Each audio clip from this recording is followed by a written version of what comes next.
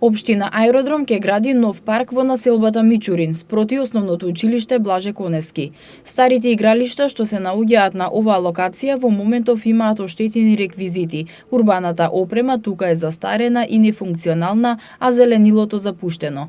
Од Аеродром додаваа дека новиот проект ги вклопува постојните елементи, односно детското и спортското игралиште, патеките и дрвијата и предвидува нова целосна обнова, односно поставување нови и дополнителни реквизити и урбана опрема.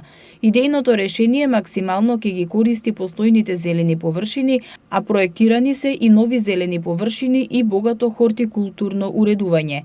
Овој парк, што ќе се гради по долгогодишно барање на жителите од овој дел на Аеродром, ќе биде прилагоден за сите возрасти.